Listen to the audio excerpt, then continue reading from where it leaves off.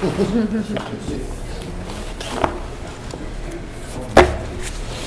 right. Brings us to In re Estate of Sheen.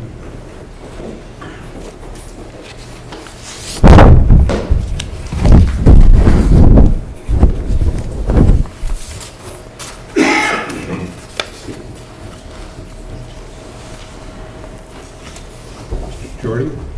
Yes, good morning. May it please the court, my name is Brian Jorde, Domina Law, on behalf of the three co-trustees in this case, here appellants. We appeal from a June 6, 2012 order of the Buffalo County Court, and I believe the standard of review in this matter is de novo, in that we are alleging errors as a matter of law. Insofar as the judge in the county court ruled that the trustees could not sell real property of the trust, and further ordered a distribution of the trust assets, the real property, in kind. Could I ask you a question right off the bat? Is there anything else in the trust besides real estate, according to the record? According to the record, it's predominantly real estate. Any dollars or money in the account is derived from lease, from houses on the real estate, or from farm rents, which is the real estate. So the answer would be yes, it's predominantly real estate. Machinery? No machinery. It's leased to, the land's leased to tenants, and so they don't do active farming. It would be some fixtures in the house, I presume, but those would run with the house. So it is fairly simple and confined to the land, Your Honor. And the practical difficulty with the order, as the judge ruled in the trial court, is that distributing in kind an undivided interest, this real estate, is just going to perpetuate what this court has seen for the last 20 years, which has been countless cases, litigation. Most recently here before you and Judge Sievers, you were on the panel in 2011 on a trustee removal. And so our attempt, the trustees' attempt, when they moved the court for an order to sell the land, was to be able to convert that to cash, distribute the cash, and essentially end this controversy. Nebraska Revised Statute 30-3881 provides that a trustee may sell or dispose of real estate. That's not controversial. Also, Statute 30-3880 provides that a trustee may act as insofar as the trust instrument or the trust indenture allows. And here, the trust instrument states that the trustees may sell the real estate. So by the trial court ruling not only that you cannot sell the real estate, but that you have to distribute in kind, it's basically two sides of the same coin, getting us to the point where a well-established law, a trustee's ability to sell trust property, is not being followed and is controverted by the court's ruling. Beneficiaries want the land, trustees want to sell the land and give them money. That's kind of what we got here, right? Yes, but... Okay, so what's the standard for the trial court to make a decision between those two conflicting positions? Well, it's slightly more complicated because two of the beneficiaries want a distribution in kind. Those would be appellees. One of the beneficiaries does not want a distribution in kind, and in fact will file a partition action if it's distributed in kind, in which case it's kicked up to Judge Eisenagel, and this just continues. So it's not Is that in the record? There has been a case on file. It's not currently on file. I think it's in the records. It's at least discussed in the Bill of Exceptions, Your Honor. I believe it is in the record. Okay, putting that aside for a moment. Yes. What's the standard for the trial judge to decide between these two alternatives as to what to do with this trust? Is it a coin flip, or can you cite me to a case that says this is how you make this decision? This is what you consider? It's clear that the judge was conflicted in, as you'll see in pages 92 of 94 of the record, kind of going back and forth on what he should do, and rightfully said he wants to do what's right for the beneficiaries. My answer to your question would be that you'd have to first be guided by law, and trustees may sell real estate. They may do anything that the trust says. That's what they're trying to do, which begs the question, well, then why did we file a motion asking for permission? It was more of a belt and suspenders approach because of the constant litigation that we wanted an order saying, yes, you can sell.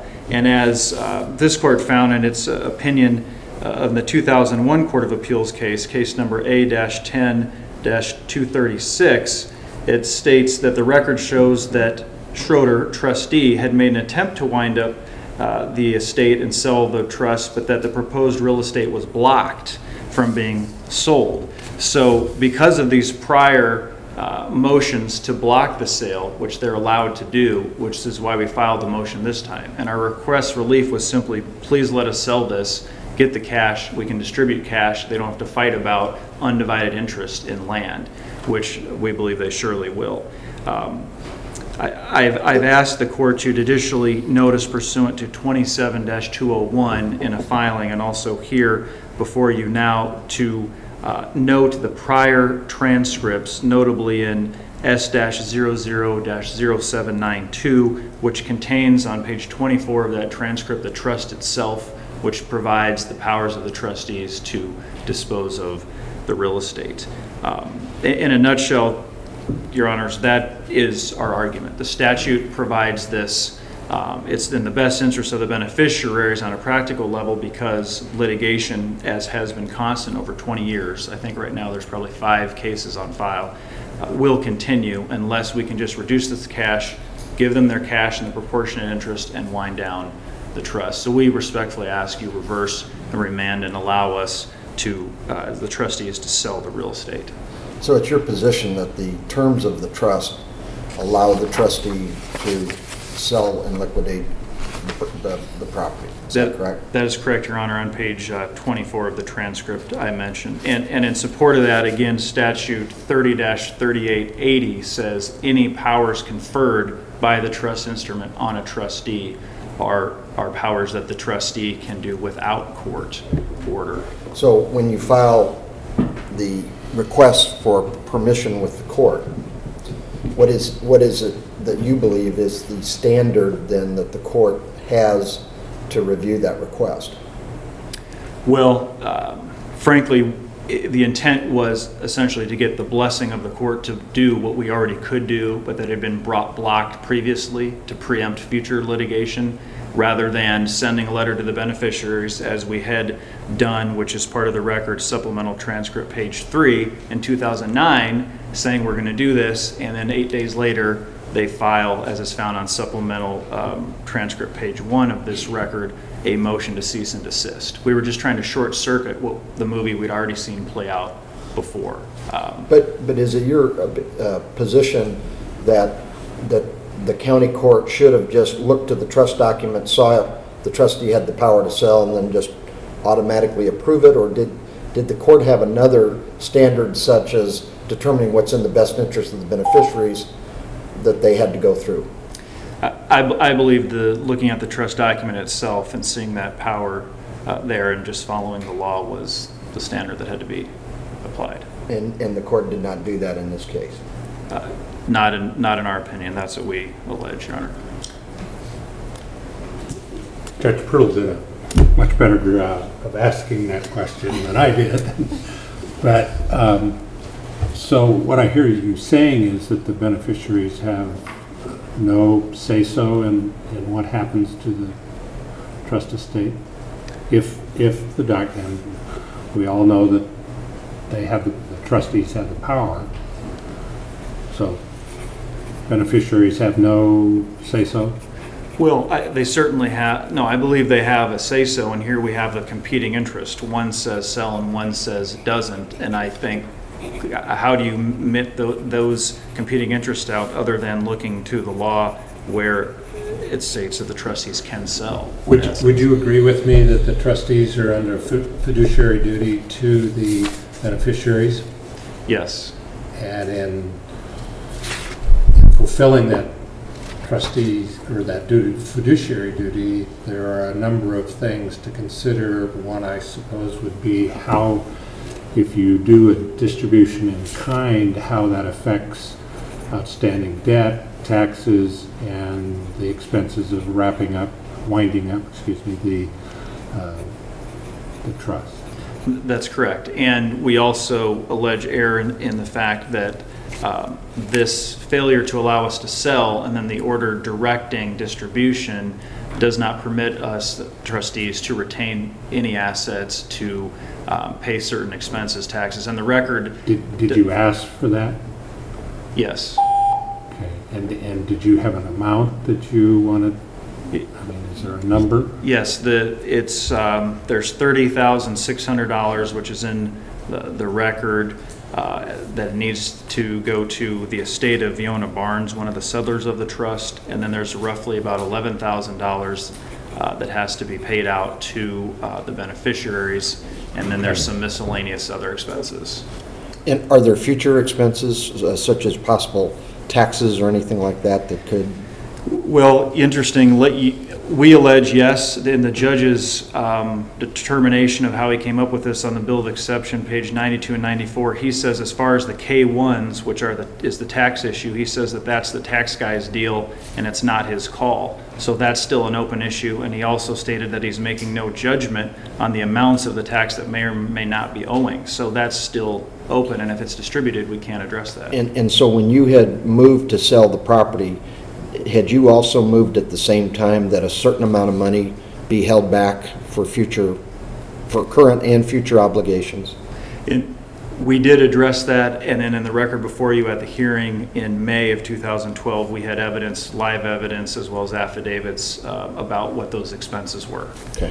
Is there enough money in the trust bank account and the income derived from there to pay the obligations, or do you not know because the court's order isn't specific on the obligations? As of the time this was filed, Your Honor, there wasn't enough money. I know they receive rents at the time of planning, which is coming up in the next few weeks, but at the time, no, and I don't believe there will be unless we hold back at least some of the trust property.